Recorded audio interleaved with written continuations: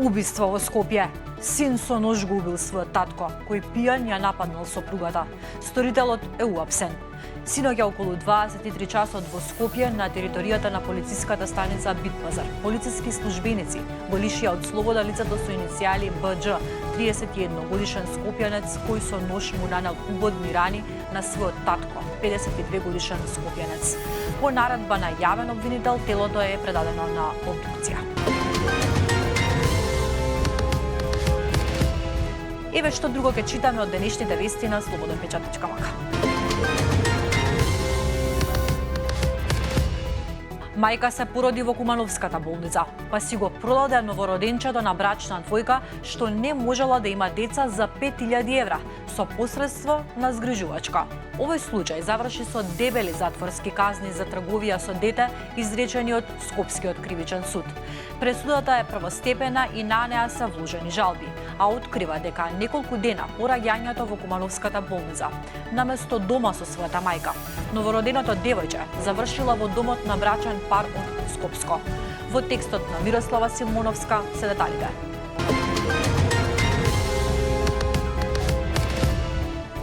Кога ќе ме пцуеш, ќе јадеш и ќотек.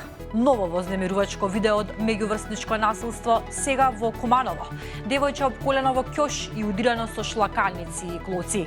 Станува збор за настан кој се случил пред 1 месец, а во полициската станица Куманово имало обид да биде пријавен вчера, но девојчето што е жртва дури денеска е примено на разговор во полиција. На видеото тоа е брутално удирано од 3 други девојчиња, од кои едното според нашите информации има 19 години.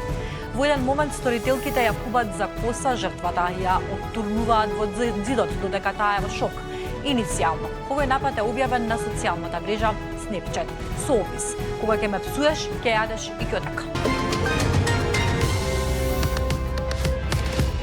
Ноќеска изгоре автомобилот на судијата Ѓоко Ристов, обвинет дека имал зазидано 350.000 евра.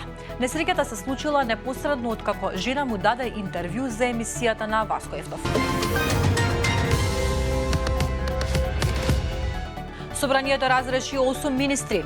Најмногу пратеници гласаат за разрешување на министерот за односи меѓу заедниците Иван Стоилковиќ, кој беше разрешен со 95 гласа. Министерството за внатрешни работи распиша меѓународна потерница по 41 годишниот Александар Лазаров, викан Цуната, кој што им избега на полициските службеници викендов додека беше на распит во полициската станица Кочани. Тој беше приведен во врска со кривично дело неовластено производство, преработка, продажба на дрога. Тој го отворил прозорецот и се дал во бегство и уште не е пронајден. Од полноќ нов ценовен удар. Дизелот поскапува 5,5 денари, бензините за 1,5 денари. Државата удри по работата на црно. Инспектори ќе можат веднаш да затвораат објекти. Крај за сите фирми и поединци што работат без регистрација. Со новите измени на законот за нерегистрирана дејност, оние што вршат дејност без регистрација ќе имаат се помал простор за избегнување на контролите. Со новите правила се воведува построг систем на инспекциски надзор, со пократки рокови, електронско следење на прекршоците и поефикасна координација меѓу институциите. Најголемата промена е таа што инспекторите добиваат брзо копче за стоп. Тешка несреќа пред Бристол, автобус од Турција удри во мотоцикл и го прегази. Лина Ѓорчевска по настапот на Вимблдон скокна за 14 позиции на ВТА листата. Во денешното интервју за Слободен печат, тенисерката вели: "Нема време за одмор. Интензивно се подготвувам за турнири во Италија и за US Open." Граѓаните пријавиле рекордни 612 милиарди денари во 2025 година, значително поголеми приходи во однос на претходната година. 15 месеци по трагедијата во Кочани, измените на законот за угостителска дејност не донесоа целосна реформа на системот за безбедност, туку главно се фокусираа на поедноставување и дигитализација на административните процедури, оценува Институтот за демократија. Побрзи постапки не значат и побезбедни угостителски објекти. Измените на Законот за угостителство воведуваат дигитализација, но не и суштинска реформа. Институтот предупредува дека побрзите постапки сами по себе не гарантираат поголема безбедност доколку останат нерешени слабостите во контролата и надзорот. Главното прашање не треба да биде само колку брзо се издаваат дозволи и се завршуваат процедури, туку дали системот навистина гарантира безбедност. Пијан гостиварец вчера 2 пати бил апсен. Утрото на галичка свадба и вечерта во гостивар. Пожарите во Шпанија ја однесоа 13-та жртва. Британка почина од повредите. Жена на 93 годишна возраст била меѓу 8-мината луѓе кои биле хоспитализирани по пожарот, од кои 4 со тешки повреди. Биле пријавени уште 2 исчезнати, со што вкупниот број исчезнати се искачил на 10. Во Андалузија во просек избувнуваат по 15 шумски пожари дневно, а понекогаш бројката достигнува и до 22. Огромен пожар бесне во близина на Париз. Пожарот избувнал доцна попладнето во некогашното кралско ловиште, кое денес е обкружено со мирни села. Властите утринава соопштија дека огнот зафатил околу 800 хектари и се уште се ширел, предизвикувајќи делумно затворање на автопатот. Преќен бил предизвикан и во железничкиот и авионскиот сообраќај.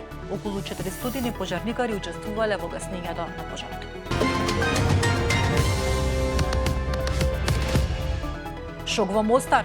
Непознат сторител фрлил свинска глава и нацртал кукасти крстови на муслимански гробишта. Овој инцидент го пролонгирал одбележувањето на 34 годишнината од формирањето на првата мостарска бригада.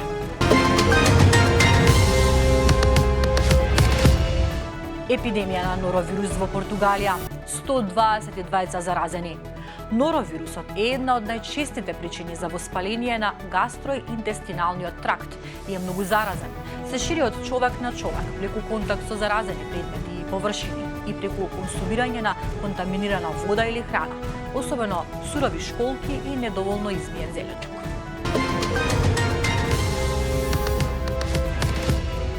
Турист леташе во воздух и се здоби со сериозни повреди откако разбеснет бизон го нападна во националниот парк Йелоустоун.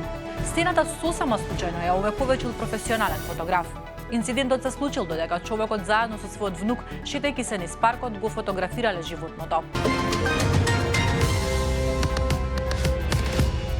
А сега малку спорт. Испливаа нови детали за скандалот поврзан со црвениот картон на Балогун. Го поништил само еден човек од комисија со 18 члена. А и малку уметност не е на одмет. Ремек делото старо речиси 1000 години, Бајеската таписерија, првпат ја напушти Франција. Станува збор за едно од најзначајните средовековни уметнички дела во светот, кое што до септември ќе биде изложено во Британскиот музеј во Лондон. Унгарскиот премиер Петер Маѓар очигледно знае да си го живее животот. По самитот на НАТО во Турција останал на краток одмор во Анталија со своите синови, а по критиките што се појавија во Унгарија порача дека сите трошоци за патувањето ги платил од свој џеб. Се појави и видео од тоа како ужива на скутер на вода.